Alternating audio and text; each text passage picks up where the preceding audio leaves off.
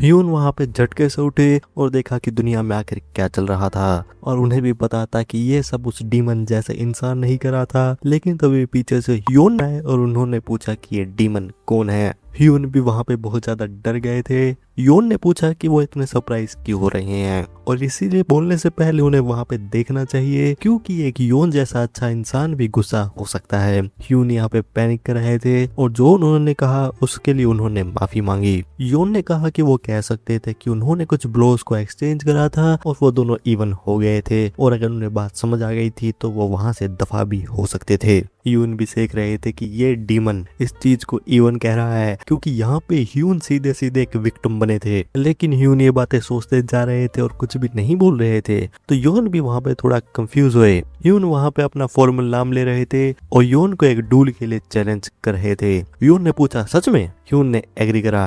Hyun ने कहा कि वो बुरी तरह पिटने वाले हैं, बेइज्जती कराने वाले हैं। ह्यून ने कहा कि हो तो सकता है। ह्यून भी पूछ रहे थे कि वो उनसे फिर से ड्यूल क्यों करना चाहते हैं, और क्या उनकी बार बार पिटने की कोई हॉबी है, और क्या उनके आखिरी फटके से दुनिया को लेकर उनकी नजरें बदल चुकी हैं। ह्यून ने कहा कि ऐसा नहीं है, और कारण ये है कि वो ये चीज एक्सेप्ट तो बिल्कुल भी नहीं कर सकते हैं। ह्यून ने भी कहा कि अच्छा बात ये थी, और जब भी ह्यून ये कहते थे तो ह्यून के मास्टर उनसे कुछ और कहते थे। ह्यून भी वहां पे कंफ्यूज हो रहे थे।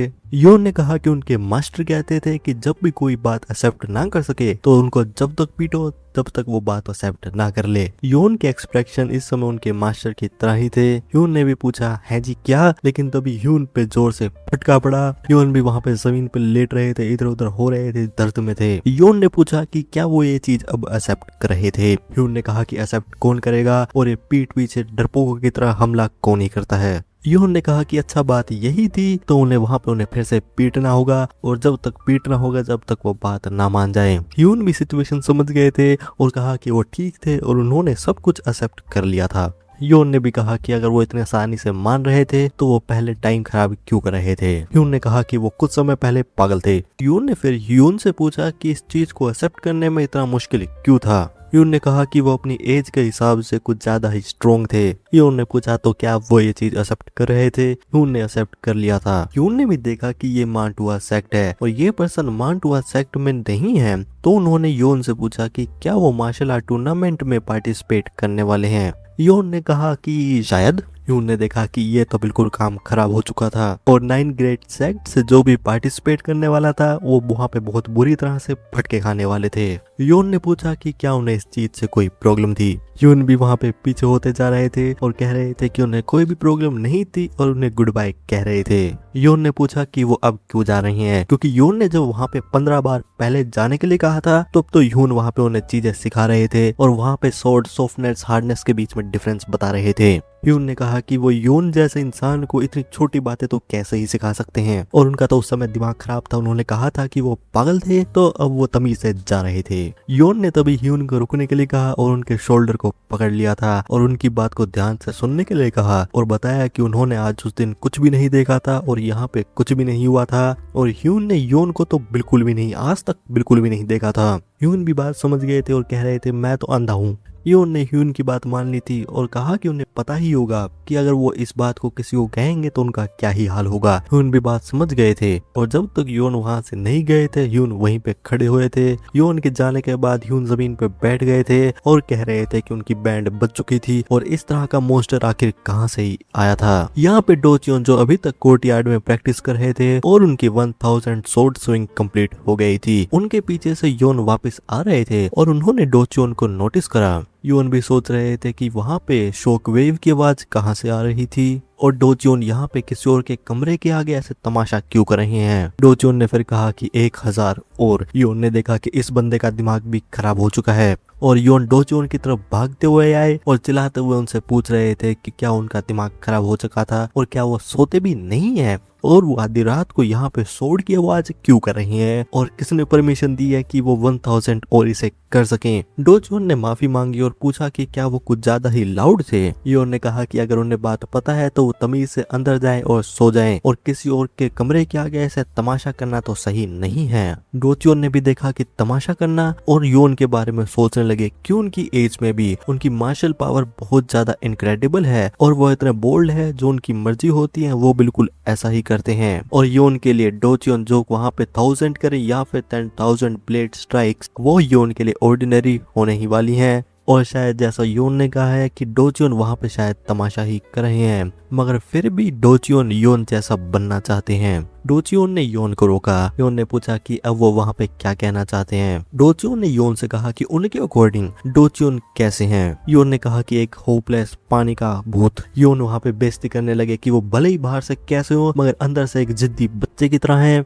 और अपने काम को लेके बहुत ज्यादा खराब है और वो बातों को आगे तक बिल्कुल भी नहीं सोचते हैं और एक ऐसा इंसान जो भी अंडरकवर बन के जाता है हमेशा पकड़ा जाता है। योन ने पूछा कि वो ऐसा क्यों एक्ट कर रही हैं कि वो इन बातों को सुन के हर्ट हो रही हैं और क्या वो और डिटेल में भी बातों को सुनना चाहते हैं। डोचियोन ने पूछा कि उन्हें चेंज होने के लिए क्या करना होगा। योन ने पूछा कि क्या वो ऐसे लग रहे हैं कि वो वहां पे सॉल्यूशन दे सकें। डोचियोन ने मना करा। योन ने पूछा कि उन्होंने ये फालतू सवाल फिर क्यों करा। डोचियोन ने कहा कि कभी कभार दिल हल्का करने के लिए कुछ बातें करनी पड़ती हैं और वो चेंज होना चाहते हैं और भले ही वो ऐसे चाइल्ड ना बन सके कि उनकी फैमिली उन पे प्राउड हो, मगर वो इतना तो करना चाहते हैं कि उन पे शेम तो ना ही आए। योन ने कहा कि वो बदलना क्यों चाहते हैं और उनके पास बदलने का कोई कारण भी नहीं है और डोचियोन की प्रॉब्लम ये है कि वो सेटिस्फाई नहीं हो सकते हैं बजाय कि वो चेंज होना चाहते हैं। योन ने डोचियोन से कहा कि वो पहले अपने आप से सेटिस्फाइड हो और वो इसे बजाय कि एक गोल को कंप्लीट करके या फिर इस चीज को एक्सेप्ट करें कि वो कैसे हैं, और अगर यहाँ पे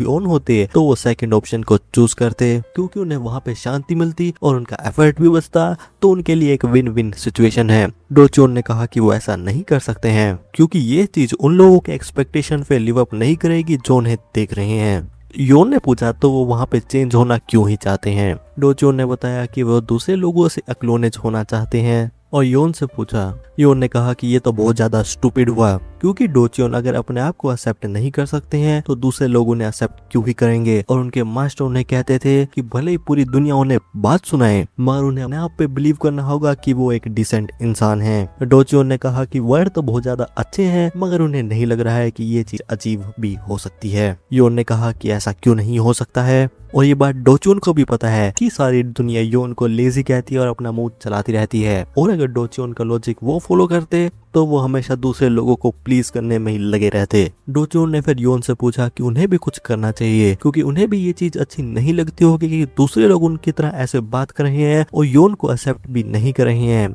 योन ने कहा कि उन्हें घंटा फर्क नहीं पड़ता है। योन को बताया उन्हें ये भी फर्क नहीं पड़ता है कि डोचियोन उनकी बात सुनेंगे या फिर नहीं सुनेंगे, इसीलिए वो अपनी लाइफ जैसा वो चाहे उसी तरह जीना चाहते हैं। मगर वो डोचियोन को एक और बात बना रहे हैं कि एक जिद्दी इंसान जो कि 1000 ब्लेड स्ट्राइक कर सकता है और उसके बाद एक और 1000 को ट्राई करना चाहता है, तो डोचियोन खुद को एक्सेप्ट कर सकते हैं कि वो एक डिसेंट ब्लेड मास्टर बन चुके हैं। योन ने कहा कि वो जा रहे हैं मगर वार्निंग दी कि अगर उन्होंने उनके रूम के सामने एक और 1000 ब्लेड स्ट्राइक करी तो वो वहां पे आके तमाशा करेंगे। डोचियोन भी योन की बातें समझ गए थे और उन्हें जाते हुए थैंक यू कहा। अगले दिन की सुबह योन वहां पे अपने बेड पे पड़े हुए थे। योन भी सोच रहे थे कि नींद में आके मजे तो आ जाते हैं। योन सोच रहे थे कि जब वो ट्रेन कर रहे थे तो वो स्ट्रोंगर बनने में इतना ऑब्सेस क्यों थे और योन शायद यहाँ पे क्रेजी भी होंगे क्योंकि वो आराम करने के लिए कुछ भी गिव अप कर सकते हैं और वो चीजें उनकी तरह तो बिल्कुल भी नहीं थी और ये सब उनके मास्टर ने ही देखा होगा और योन से इतना सब कुछ कराया होगा।